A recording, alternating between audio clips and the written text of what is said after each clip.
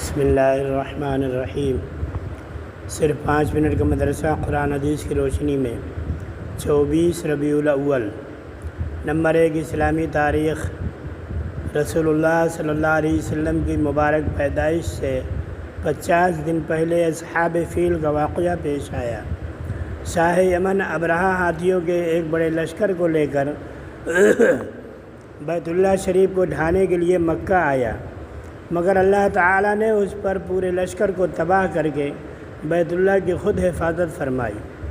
مورخین کا کہنا ہے کہ جس وقت حضور صلی اللہ علیہ وسلم پیدا ہوئے، ٹھیک اسی وقت کسریٰ کے شاہی محل میں سخت زلزلہ آ گیا اور اس کے 14 کنگرے گر گئے۔ اسی طرح فارس کے آتش کدہ کی آگ جو برابر 1000 سال سے جل رہی تھی، ایک دم سے بجھ گئی۔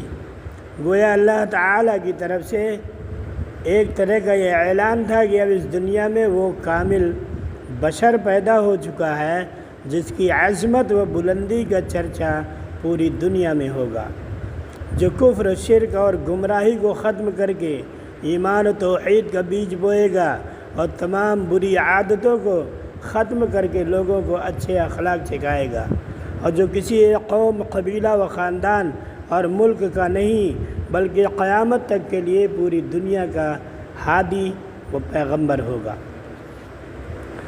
نمبر 2، حضور صلی اللہ علیہ وسلم کا معجزہ۔ حضرت رفاعہ فرماتے ہیں، جنگ بدر میں میری آنکھ میں ایک تیر لگا جس کی وجہ سے آنکھ پھوٹ گئی۔ آپ صلی اللہ علیہ وسلم پر اس پر تھوک لگا دیا۔ آپ صلی اللہ علیہ وسلم نے اس پر تھوک مبارک لگا دیا اور دعا فرمائی۔ اس کے بعد ایسا ہو گیا جیسے مجھے کوئی تکلیف ہی نہیں پہنچی۔ نمبر 3، ایک فرض کے بارے میں۔ رسول اللہ صلی اللہ علیہ وسلم نے فرمایا، قیامت میں سب سے پہلے نماز کا حساب لیا جائے گا۔ اگر وہ اچھی اور پوری نکل آئی تو باقی اعمال بھی پورے اتریں گے، اور اگر وہ خراب ہو گئی تو باقی اعمال بھی خراب نکلیں گے۔ نمبر 4، ایک سنت کے بارے میں۔ رسول اللہ صلی اللہ علیہ وسلم نے فرمایا، تکلیف اور بیماری کی وجہ سے موت کی آرزو مت کرو، اگر یہی چاہتے ہو تو اس طرح دعا کرو، اے اللہ تو مجھے زندہ رکھ جب تک میرا زندہ رہنا میرے حق میں بہتر ہو، اور مجھے موت دے اگر مرنا میرے حق میں بہتر ہے۔ نمبر 5، ایک اہم عمل کی فضیلت۔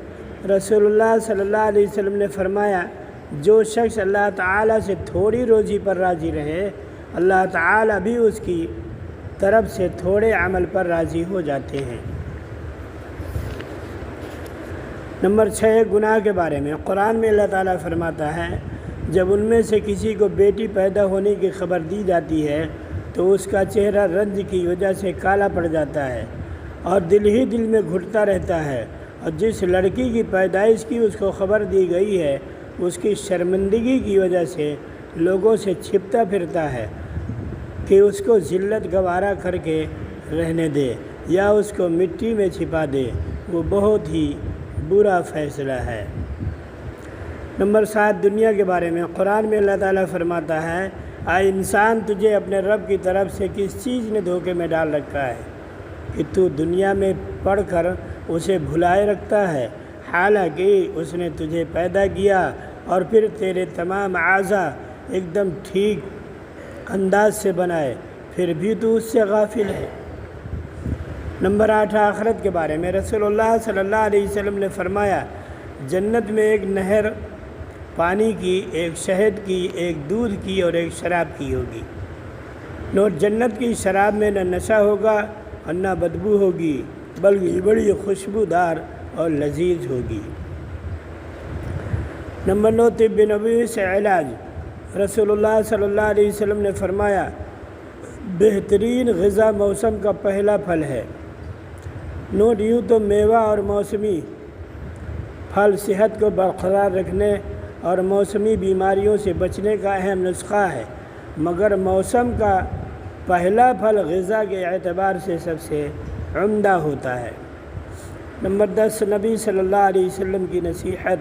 ایک آدمی نے رسول اللہ صلی اللہ علیہ وسلم سے نصیحت کرنے کی درخواست کی تو رسول اللہ صلی اللہ علیہ وسلم نے فرمایا اللہ سے شرم کرو جیسا کہ تم اپنے خاندان کے نیک اور شریف آدمی سے شرم کرتے ہو۔ سبحان اللہ۔